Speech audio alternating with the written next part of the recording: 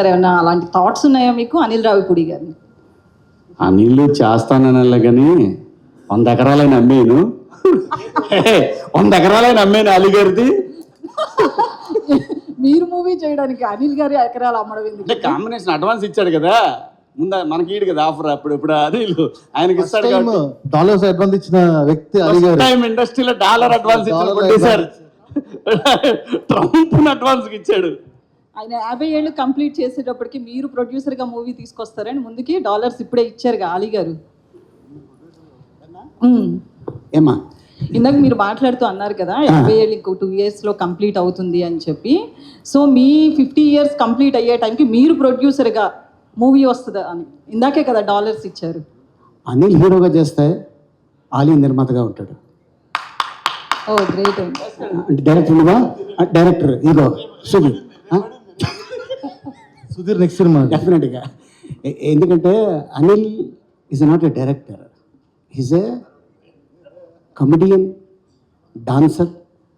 మంచి అంటే senior most ఆర్టిస్టులకు కూడా తనకు కావాల్సిన ఎక్స్ప్రెషన్ నాకు ఇలా కావాలి ప్లీజ్ అన్నట్టు. ఎందుకంటే సినిమాలు చూసి చూసి చూసి ఎదిగి ఇండస్ట్రీకి వచ్చి రైటర్గా తను ఫస్ట్ పేపర్ మీద కలం పెట్టింది నా ట్రాకే. ఇందాక చెప్పా బాస్ అనే సినిమా, నాగార్జున గారి హీరో. ఆ సినిమాకి ఫస్ట్ ట్రాక్ రాసింది నా పైనే. బాస్ నుంచి బిగ్ బాస్కి డైరెక్షన్ చేసేంత రేంజ్కి ఎదిగాడంటే తను టాలెంట్ అది. సో ఎందుకంటే తను మంచి డైరెక్టర్ కాబట్టి, తన టాలెంట్ ఉంది కాబట్టి చిరంజీవి గారు పిలిచి ఎస్ మనం చేద్దాం అబ్బాయి అని సినిమా చేయటం జరిగింది. Is a top great director and great actor. Okay Shivaji గారు, సో ఫ్యామిలీ ఆడియన్స్ మూవీ కాబట్టి మీ ఫ్యామిలీ కూడా ఇలా వైల్డ్గా ఉంటుంది. ఎందుకంటే మీ ఇంట్లో ఇద్దరు కొడుకులు ఉన్నారంటే ఇల్లు పీక్ పందిరేస్తారు. లక్కీగా నాకు ఆ ప్రాబ్లం లేదండి. ముందు నుంచి కంట్రోల్లో పెట్టారా? కంట్రోల్ కాదండి, నాకైతే దేవుడు ఆ ఇబ్బంది ఇవ్వాల. నేను అనుకున్నాను అదే, ఆ ఇద్దరు మగపిల్లలు అనేసరికి సహజంగా మా ఇంట్లో మాకు ఎప్పుడు భయం ఉండదు. మా నాన్న మా తాతల దగ్గర నుంచి కూడా మా ఇంట్లో అన్ని దున్నపోతులే, గేదెలు ఉండవు. సో మాకేం అటువంటి ఆలోచన అయితే ఏం రాదండి. సన్స్ట్రోక్ లేదు.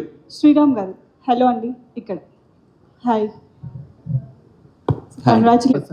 సాయి గారు, మీకు ఈ థియేటర్ అండ్ ఓటీటీ కాంబినేషన్ అనేది సక్సెస్ఫుల్ ఫార్ములాగా, అంటే సక్సెస్ఫుల్గా రన్ అవుతుంది కదా. ఎక్స్క్లూజివ్లీ ఈటీవీ కంటెంట్ అనేది పిక్ చేయడానికి ఏమైనా కొన్ని నామ్స్ పెట్టుకున్నారా? ఎలా పిక్ చేస్తున్నారు? అంటే ఆఫ్టర్ ఇది థియేటర్స్ లిటిల్ ఆర్ట్స్ తర్వాత రాజవేచ రాంబాయ్ తర్వాత ఎక్కడో we felt that only on ETV అనే బ్రాండ్ డైల్యూట్ అవుతుంది అనుకున్నాం. సో డైల్యూట్ చేయకూడదు. ఒక 90s ఎలా అయితే the biggest block buster of the Telugu OTT scape అయిందో అది ఓన్లీ ఈటీవీలోనే అయింది. సో ఓన్లీ ఆన్ ఈటీవీ అనే బ్రాండ్ని, ద ఒరిజినల్ ఆన్ ఈటీవీ అనే బ్రాండ్ని మళ్ళీ రిస్టోర్ చేయడానికి ఇంతకన్నా మంచి సినిమా దొరకదని సో ఈ సినిమాతోనే మొదలుపెట్టాం. అంటే పిక్ చేయడానికి ఎలా పిక్ చేస్తారు? ఏది కాంబినేషన్ ఏం లేదు, actually done for theatre. So ఆ బ్రాండ్ పొజిషనింగ్ కాపాడటం కోసం దీన్ని ఓటీటీ తీసుకొచ్చాం. కొంచెం సాక్రిఫైస్ చేశారు, చేయించాల్సి వచ్చింది, కష్టం ఉంది బాగా. నన్ను చేయించవసరం లేదండి, ఇది దీనికి అని చెప్తే, అంటే ఈటీవీ విషయంలో నాకు ఆ రెస్పాన్సిబిలిటీ ఉంది అంతే. వాళ్ళు ఏం చెప్తే అదే. లైగర్ మోస్ట్ వైలెంట్ క్యారెక్టర్ ఇప్పటి వరకు. కొంచెం మనోహరంలో కొంచెం టఫ్ క్యారెక్టర్ చూసాము, ఇది మరీ వైల్డ్ క్యారెక్టర్లా అనిపిస్తుంది. అంటే నేను కూడా వైల్డ్ అనుకోలేదు యాక్చువల్లీ. అది చూస్తే నాకు కూడా అలాగే అనిపిస్తుంది. యాక్చువల్లీ నేను విన్నప్పుడు అయితే తన ఫ్యామిలీని కోసం ఏమైనా షిల్ go to any extent, and తన ఫ్యామిలీనే తన ప్రపంచం, బయట సంబంధం లేదు, ఏమవుతుందో సంబంధం లేదు అలా. సో దాట్ ఈస్ వేర్ ఈ షేడ్స్ అన్నీ వచ్చాయి. సో ఇక్కడ చూస్తే చాలా వైలెంట్గానే ఉంది. సో నేను కూడా ఫుల్ సినిమా చూస్తే అసలు ఏంటి అంటే నా పోర్షన్ వరకే తెలుసు కాబట్టి మిగతావి కూడా చూస్తే బాగుంటుంది. నాకు కూడా నేను ఎప్పుడు చూడాలా లయ గారు ఎందుకు ఒప్పుకొని ఉంటుందంటే, నేను ఇప్పుడు అనుకుంటున్నాను, నేను కొంచెం వాళ్ళ ఆయన్ని కంట్రోల్లో పెట్టడానికి ఒప్పుకుందేమో. అదే అంటే బాసీ వైఫా మీరు? ఇందాక ట్రైలర్లో వచ్చింది కదా బాసీ వైఫ్ అని, రియల్ లైఫ్లో అదేనా? అంటే ఇంట్లో అంటే సామాన్లు రియల్ లైఫ్లో కదా అడిగారు. ఇంట్లోనా? రియల్ లైఫ్ రియల్ లైఫ్ కదా, రియల్ లైఫ్లో అడుగుతున్నారు. ఇంట్లో సామాన్లు ఎక్కడ పెట్టాలి అక్కడ వరకు all this things, kids schedule, ఇవన్నీ నేనే boss. Finances and all the other things అసలు నాకు ఇంత కూడా తెలియదు. What he's doing, how is investing, అదంతా ఆయన బాస్. సో బయట అంతా హీస్ బాస్, ఇంట్లో నేను boss. So that's all it is. Laya గారు, అంటే సెకండ్ ఇన్నింగ్స్ మొదలెట్టిన తర్వాత మంచి పాత్రలే వస్తున్నాయి మీకు. అంటే సక్సెస్ ఫెయిల్యూర్ పక్కన పెడితే యువర్ పెర్ఫార్మెన్స్ ఓరియంటెడ్ రోల్సే వస్తున్నాయి.